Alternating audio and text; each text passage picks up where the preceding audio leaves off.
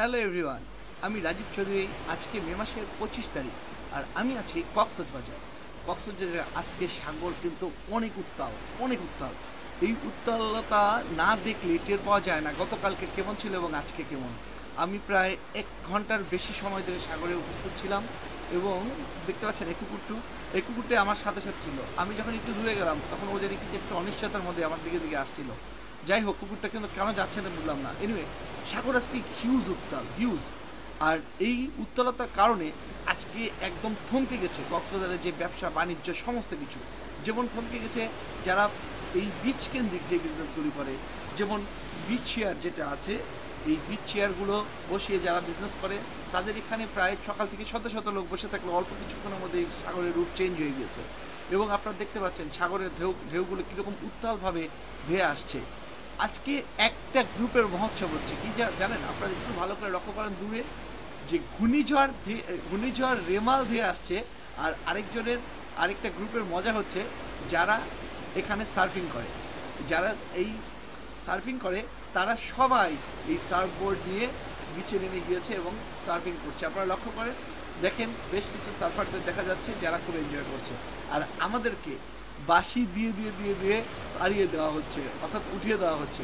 আমরা কিন্তু বিচ চেয়ারে বসেছিলাম অনেক দূরে। তারপর তারা যখন বুঝতে পেরেছে যে এটি একটু অস্বাভাবিক ঢেউ তো চলে আসছে রেমাল, তার কারণ গত 22 তারিখে আমরা প্রথম আলোতে দেখতে পেরেছিলাম যে রেমাল নামে একটি ঘূর্ণিঝড় মানে তৈরি হয়েছে আর কি। বিশেষ করে এই বিষয়গুলো থাকে একটু ভিন্ন, তার কারণ আপনারা জানেন যে বঙ্গোপসাগরে যখন লঘুচাপের সৃষ্টি হয় তখন কিন্তু জাস্ট একটা লঘুচাপের সৃষ্টি হয়েছে এতটুকুই। এটা যে ঘূর্ণিঝড়ে পরিণত হওয়াটা হতেও পারে, নাও হতে পারে, এটাই স্বাভাবিক। এই জিনিসগুলো নিয়ে একটুখানি কথা বললে পরে সবারই একটু নলেজে থাকাটা একটু ভালো, যে এটা আসলে প্রতিটাই মানে প্রকৃতির কোনো বিষয় সার্টিনিটি থাকে না, অর্থাৎ জিনিসটা নিশ্চিত না, হতে পারে এবং নাও হতে পারে। বিষয়টা এরকম যে ঘূর্ণিঝড় সেখান থেকে ঘূর্ণিঝড় বিষয়টি যেমন নিশ্চিত থাকে না, আর সেই ঘূর্ণিঝড় যদি হয়ও তাহলে এখন থেকে যেটা হয় কিছুদিন আগেও, অর্থাৎ 1970 সালে একটা জিনিস শেয়ার করি। 1970 সালে বাংলাদেশের সবচাইতে ভয়াবহ ঘূর্ণিঝড় হয়েছিল। তখন ছিল বাংলাদেশ, তো নাম ছিল না পূর্ব পাকিস্তান। আর সেই ঘূর্ণিঝড়টি হয়েছিল হচ্ছে আমাদের ভোলাতে, অর্থাৎ ভোলা জেলা যেটা আছে গ্রেটার ভোলা, ওই ভোলাতে প্রায় 4 থেকে 5 লক্ষ লোক মারা গিয়েছিল। এবং ওই ঘূর্ণিঝড়ের 3 মিনিট স্থিতির 185 কিলোমিটার বেগে ঝড় ছিল এবং 1 মিনিট স্থিতিতে ছিল 205 কিলোমিটার বেগের ঝড়। আপনার ইন্টারনেট ঘাটলেই এই তথ্যগুলো আপনি পেয়ে যাবেন। এই তারপরে ঘূর্ণিঝড়টা হয় 1991 সালে, তখনও নাম ছিল না। পরবর্তীতে এই নামটা সারা বিশ্বে কোথাও ছিল না, পরবর্তীতে কিন্তু নামকরণগুলি করা হয়। আমরা একটু এখন আবার সাগর প্রান্তে ফিরে যাই। সাগর প্রান্তে আপনারা দেখছেন যে বিচ কেন্দ্রিক যে বিচ চেয়ারগুলো আছে তাদেরকে ক্রমান্বয়ে দূরে থেকে দূরে আরও দূরে সরিয়ে দিচ্ছে। আর কিছুক্ষণ পরে আমাদেরকে উঠিয়ে দেওয়া হবে আর কি। আর এই জলের যে অবস্থা যেভাবে ধেয়ে আসছে, আর তাতে কেউ আর সাগরে নামতে পারছে না। যারা হর্স নিয়ে বিজনেস করতেন স্টপ হয়ে গেছে, যারা জেটকি নিয়ে বিজনেস করতেন স্টপ হয়ে গেছে।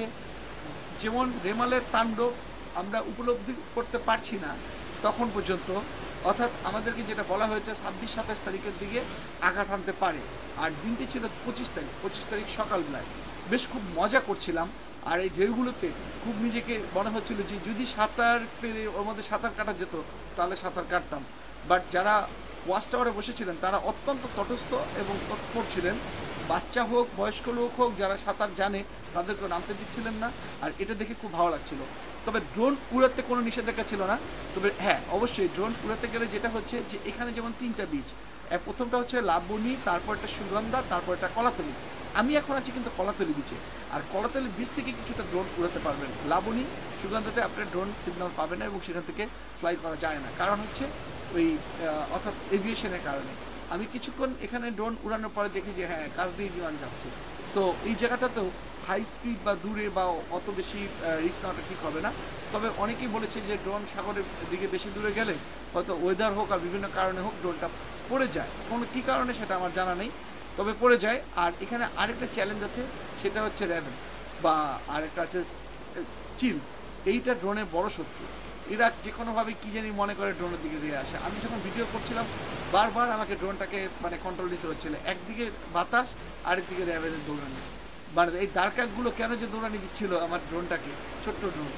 এনিওয়ে, খুব মানে নিজেকে খুব মনে হচ্ছিল যে যদি থাকতে পারতাম তাহলে আসলে আরও বুঝতে পারতাম কি আছে। বাট এইটা ঠিক যে যেটাই হোক, কারো পৌষ মাস কারো সর্বনাশ। আমি যে মজাটা পাচ্ছিলাম এই মজাটা আসলে মজা না। আর যারা সাগর তীরে থাকে তাদের জন্য এটা দুঃখজনক এবং কষ্টকর।